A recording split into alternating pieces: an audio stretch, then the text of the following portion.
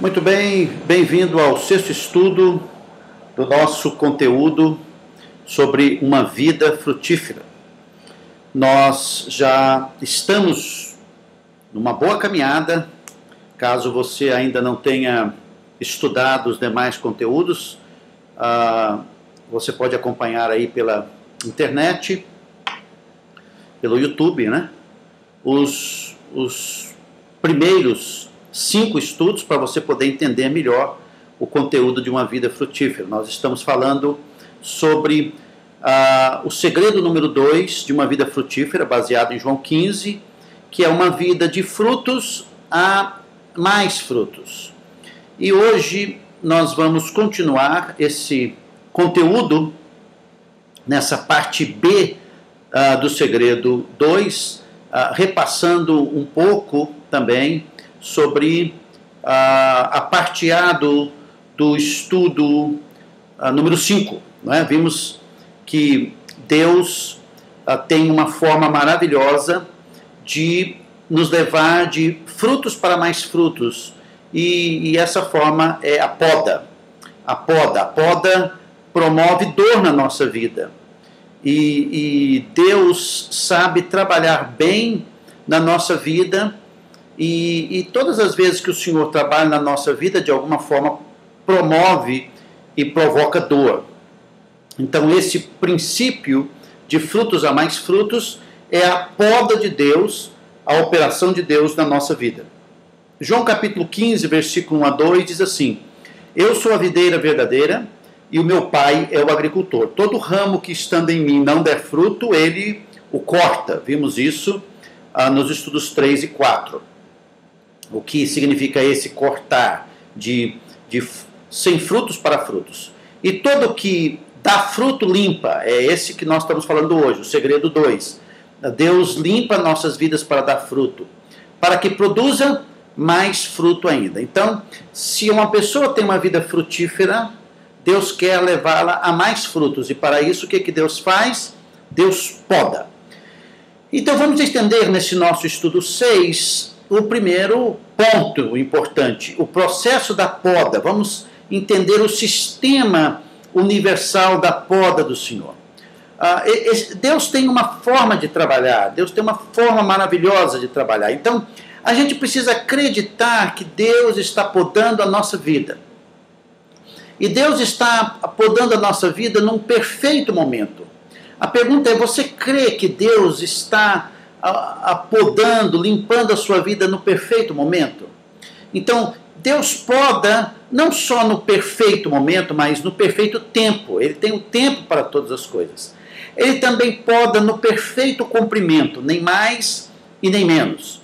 Também Deus poda a nossa vida numa perfeita profundidade, nem mais e nem menos. E Deus também poda numa perfeita largura.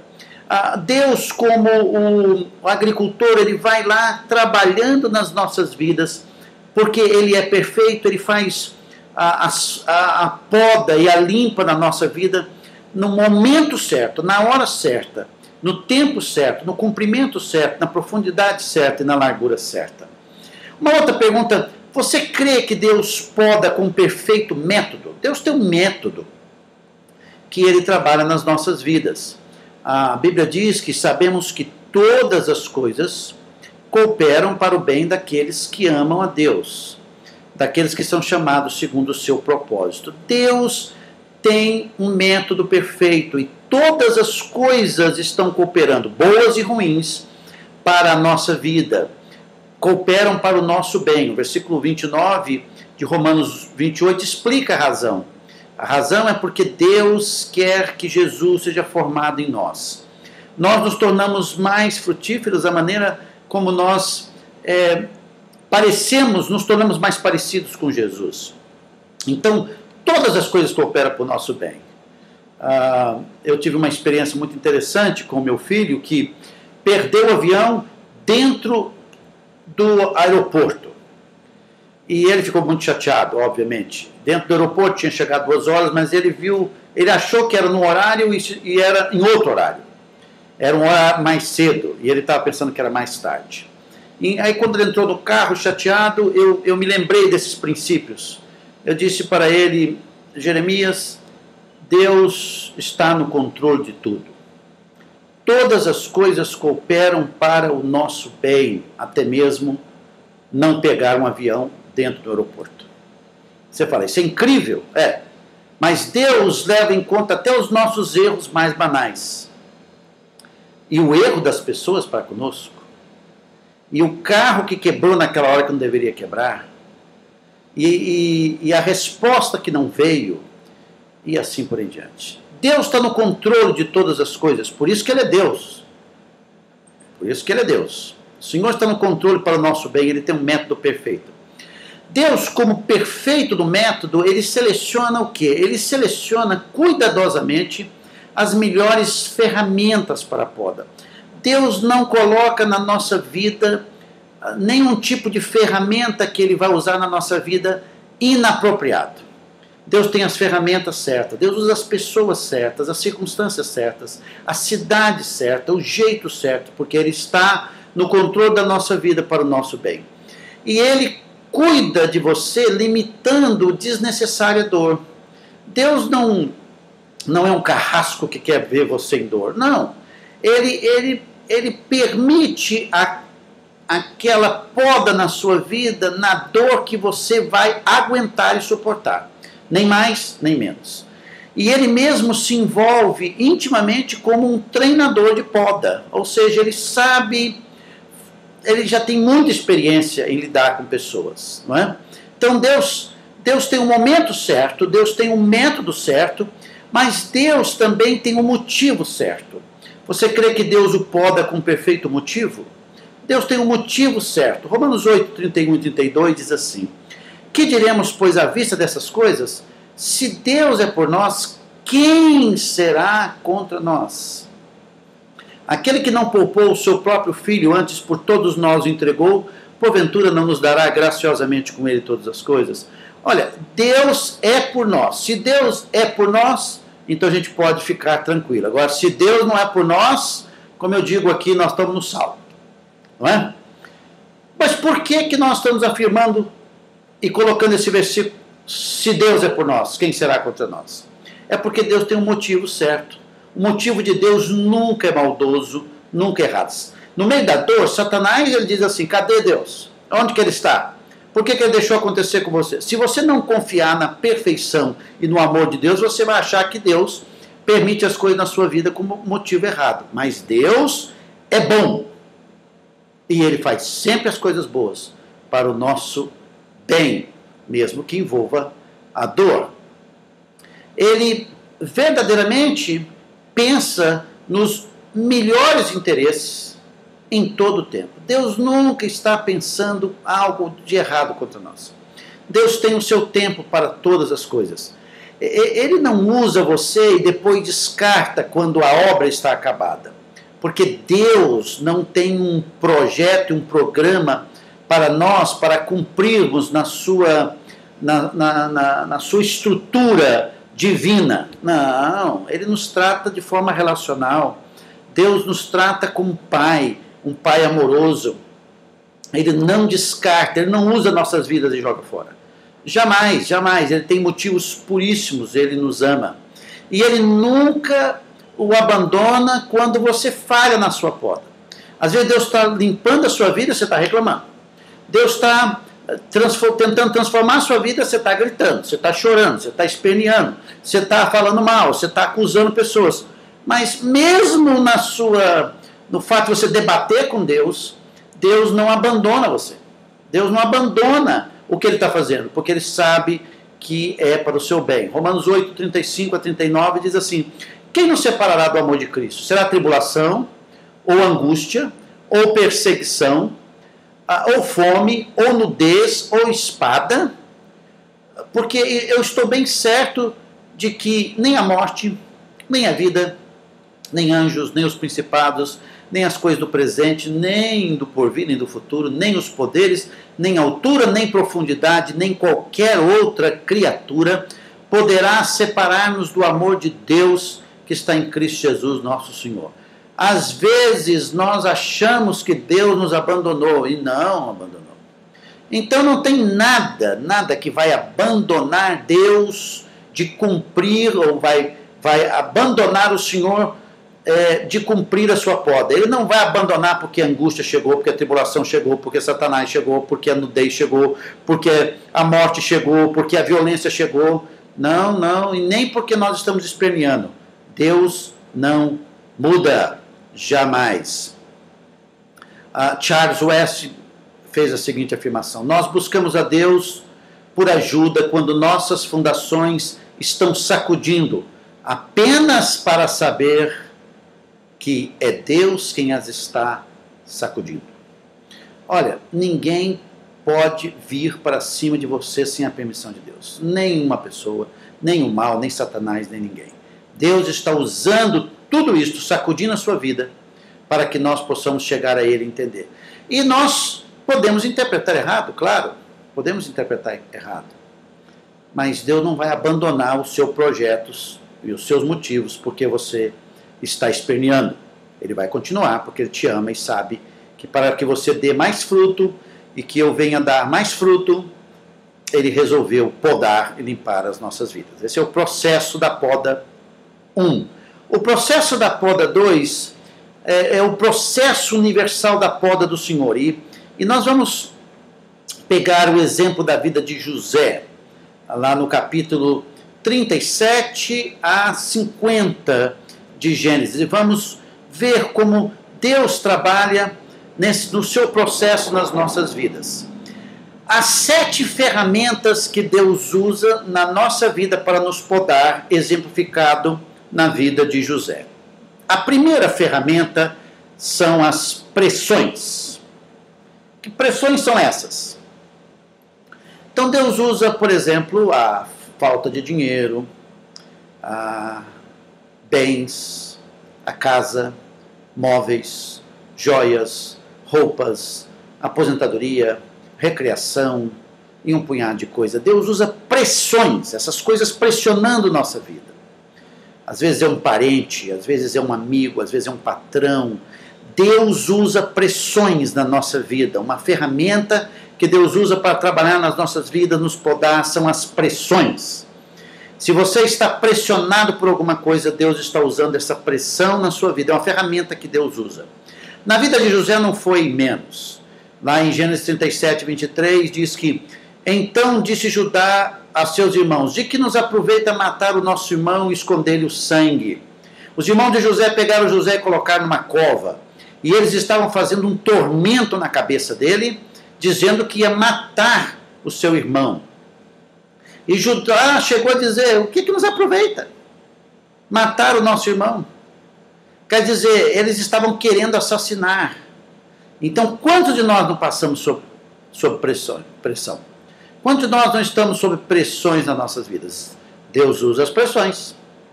Deus usa as pressões na nossa vida. Uma forma, o processo de Deus podar a nossa vida são as pressões do dia a dia. As pressões, já alguns de nós estamos sob pressões faz tempo. A segunda ferramenta é a posição. Deus usa a nossa posição, às vezes a posição na família, na igreja, numa organização, numa comunidade, dos negócios, e Deus permite a gente perder a nossa posição. Para quê? Para trabalhar na nossa vida. Às vezes Deus permite que aquilo aonde estamos segurando caia. É o caso de José. José era o filho mais bajulado, badalado dos filhos de Jacó. E de repente ele está na mão dos seus irmãos que queriam matá-lo, e eles o vendem para o Egito. Diz assim lá no versículo 20, versículo 36 de Gênesis 37. Vinde, pois, agora matemo-lo e lancemo-lo numa dessas cisternas, e diremos: um animal selvagem o comeu, e vejamos em que darão sonhos. O texto continua dizendo: entremente os midianitas venderam José no Egito a Potifar, oficial de Faraó, comandante da guarda. José, de filho favorito, de repente se torna um ninguém, um escravo, lá para os midianitas que o compraram, e depois para Faraó. A posição de José foi abalada, foi abalada. Deus também usa uma terceira ferramenta chamada ferramenta física. O que significa isto? José sofreu essa ferramenta física no versículo 24, capítulo 37 de Gênesis, e tomando, lançaram na cisterna vazia e sem água. Ele, de repente, ficou sem a sua túnica, nós não sabemos se ele estava nu, mas ele estava fisicamente debilitado. E Deus, para trabalhar na nossa vida, ele usa uma ferramenta chamada o físico. Ele usa doença, ele usa desconforto, ele usa fraqueza, ele usa esgotamento, ele usa uma gravidez, ele usa uma cegueira, ele usa uma surdez, um paralisar do corpo, ele usa a idade e as fraquezas devido à idade. Para trabalhar na nossa vida, Deus usa tudo. E muitos de nós temos muitos problemas com essa questão física. Quando a situação física chega na nossa vida, nós ficamos muitas vezes revoltados contra Deus. E não é uma ferramenta que Deus está usando na nossa vida para o nosso crescimento. É mais. Quarta ferramenta de Deus, nesse processo da poda, Deus usa pessoas.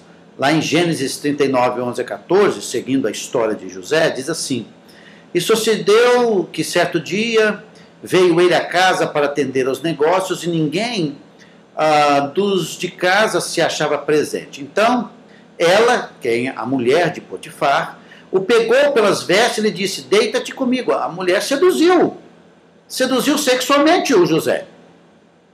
Ele, porém, deixando as vestes nas mãos dela, saiu fugindo para fora. Vendo ela que ele fugira para fora, mas havia deixado as vestes nas mãos dela, chamou pelos homens de sua casa e lhe disse: Vede, trouxe-nos meu marido este hebreu para insultar-nos, veio até mim para se deitar comigo, mas eu gritei em alta voz. Mentira! Ele não quis ter uma vida sexual com ela, ela queria que ele fizesse isso. Ele fugiu, ela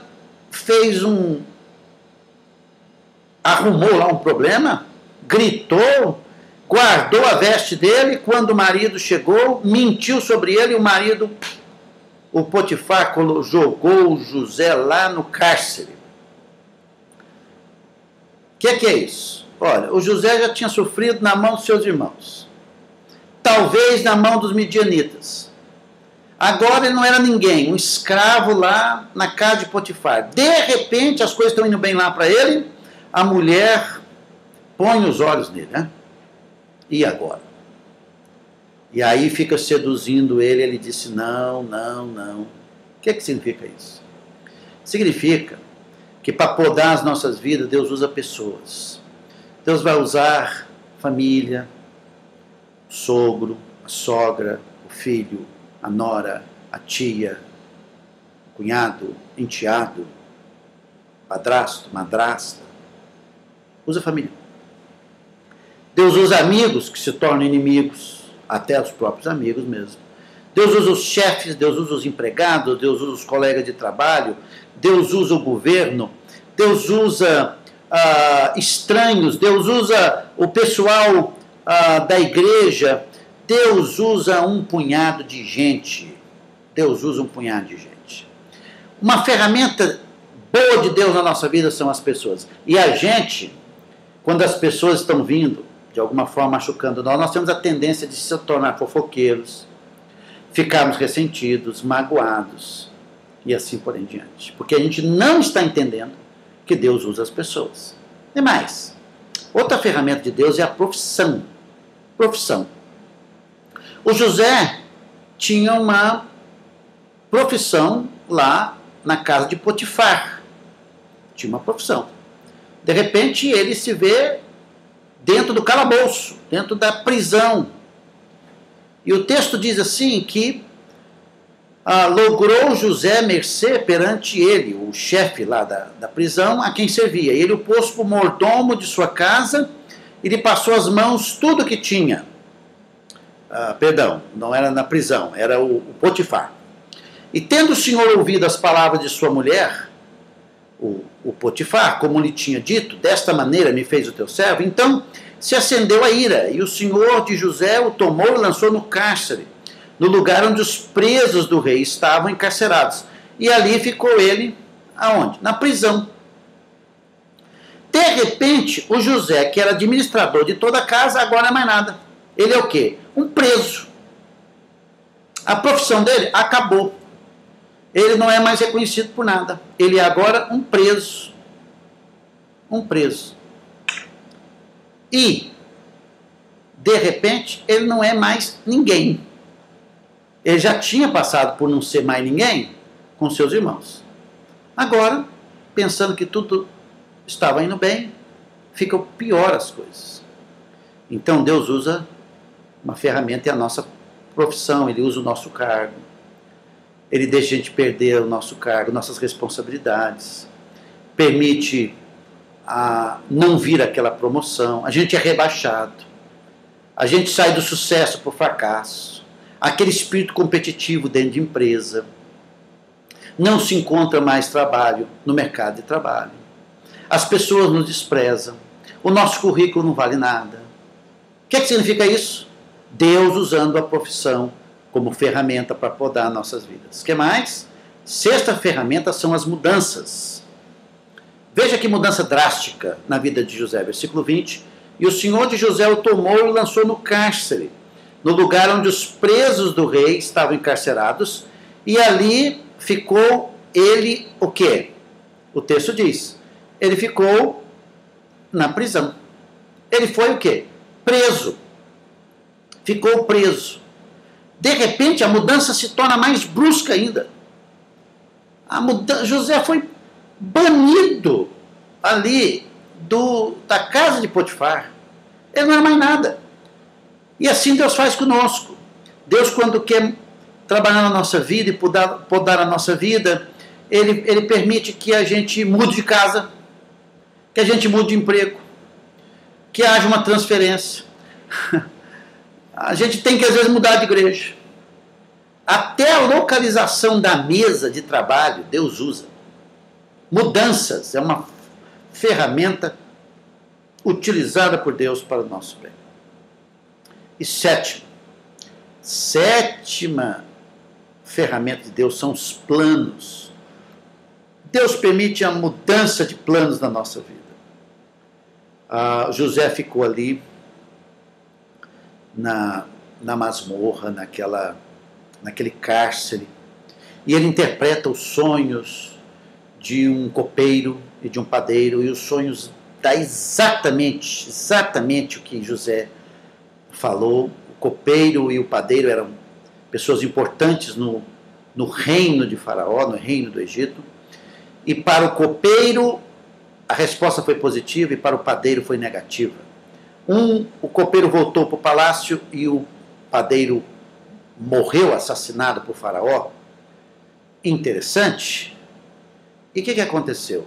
José diz o seguinte, lá no capítulo 40, versículos 14 e 15, e versículos 23 e 41, diz assim: porém, lembra-te de mim. Ele interpretou os sonhos e o copeiro ia voltar lá para o reino de Faraó. Ele diz, olha, você lembra de mim? Quando tudo te correr bem, e rogo-te que sejas bondoso para comigo, e faças menção de mim a Faraó, e me faças sair desta casa, porque de fato fui roubado da terra dos hebreus, e aqui nada fiz para que me pusesse nessa masmorra. E o copeiro foi reconstituído, e voltou para ser o copeiro do Faraó. E a Bíblia diz que o copeiro-chefe, todavia, não se lembrou de José, porém dele se esqueceu. Quando? Quando ele estava lá, restituído. As pessoas esquecem da gente. Esse era o plano dele. Este homem está aqui. Quando você chegar lá, você explica para ele que eu estou aqui, como a gente diz, de bobeira. E ele montou um plano com o copeiro. E o que o copeiro fez? Esqueceu de José. Ei, que José! Não é? Mas a Bíblia diz assim, passados 2 anos completos, Faraó teve um sonho. Queridos, a gente tem muito plano. A gente planeja. E muitos dos nossos planos, dos nossos sonhos são perdidos. Deus usa os nossos planos como ferramenta. Plano de casamento, que não deu certo. Planejando a família, que não deu certo. Planos para os filhos, que não deram certo. Uma visão e um plano educacional, que não deu certo. Planejamos o sucesso em tal área, não deu certo. Nós pensamos nas finanças em tal área, não deu certo. Nós queríamos aposentadoria tal e não deu certo. Nós planejamos muita coisa que não dá certo. E Deus está usando o quê? Os nossos planos. Os nossos planos. Então Deus tem 7 ferramentas que Ele usa para o nosso bem. Pressões, a posição, questões físicas, gente, pessoas, a profissão, mudanças na vida e planos. Então hoje, qual é a ferramenta que Deus está usando na sua vida? Ou se não, todas essas ferramentas. Se Deus está usando todas essas ferramentas, a boa mão de Deus está dirigindo você e permitindo coisas na sua vida, não para o seu mal, mas para o seu bem, porque Ele quer tirar você de fruto para mais frutos, e por isso usa todas essas coisas. O Oswald Chambers diz o seguinte: a vida de um santo está nas mãos de Deus, assim como um arco e flecha nas mãos de um arqueiro. Deus está apontando para algo que a pessoa não consegue ver. Ele estende, puxa, e de vez em quando a pessoa diz: eu não aguento mais. Mas Deus não fica ouvindo, Deus não presta atenção. Ele continua estendendo até ter em vista o seu propósito. Então Ele solta. E nós estamos aqui para os desígnios de Deus e não para os nossos. Oh, maravilha o dia que nós aprendemos isso. Eu estou aqui, Senhor, para a Tua glória. Faça na minha vida a Tua vontade. Obrigado, Senhor, pelas dores. Obrigado pelas pressões, pelos problemas, pelas pessoas, pelas dificuldades, por essa doença, por essas mudanças, por esses planos que não se realizaram. Ao Senhor toda a glória. Louvado seja o nome do Senhor. O Senhor me ama, tem algo para mim. Então, algo vai acontecer e o propósito do Senhor será cumprido. Cumpre em mim o teu querer, como diz a música. Processo 3. Nós temos o ciclo de preparação da poda. O que a poda de Deus faz na nossa vida? A poda está preparando você para passar por mais significantes papéis. Olha a vida de José. Por que Deus usou todas aquelas ferramentas na vida de José? Lembra que José era o filho caçula? Aí ele se tornou o quê? Um supervisor na casa de Faraó. De repente ele se torna um supervisor na prisão inteira, até se tornar o segundo líder da nação do Egito. Em outras palavras, Deus está preparando as nossas vidas para papéis mais significantes. Porque quando Deus quer usar a nossa vida, a poda é maior e a dor é maior. Então você que está em dor, e não é pecado, você sabe disso, em provações na sua vida, aguente firme. Deus vai mostrar para você algo muito maior para a sua vida. Quando o faraó teve um sonho, o copeiro se lembrou, porque nenhuma pessoa conseguiu interpretar o sonho. O José chegou, interpretou o sonho, deu todas as dicas, e no final o faraó diz assim, em Gênesis 41:40, administrarás a minha casa, e a tua palavra obedecerá a todo o meu povo, somente no trono eu serei maior que ti. Eu gosto de usar a vida de José como uma mola, que José desceu para Dotã, desceu para os seus irmãos, desceu para a cova, desceu para a mão dos midianitas, desceu para o Egito, desceu para a casa de Potifar. Ele não desceu para o leito da mulher de Potifar, ele preferiu descer para a escravidão. E cada uma dessas descidas Deus foi travando uma mola. Deus estava preparando a vida dele. Cada vez que essa mola baixava havia mais dor, mas de repente Deus soltou a mola. E aonde que ele foi parar? Lá na casa do faraó e se tornar o segundo homem. Preste atenção, a poda na sua vida é para papéis maiores e melhores. Acredite nisso e sua vida vai mudar. Cavett Roberts diz o seguinte: Se estudarmos cuidadosamente a vida de grandes homens e mulheres, e não emocionalmente, descobriremos que inevitavelmente a grandeza foi desenvolvida, provada e revelada durante os períodos negros de suas vidas. Um dos grandes tributos do rio da grandeza é o córrego da adversidade. Então não despreze os córregozinhos das dores.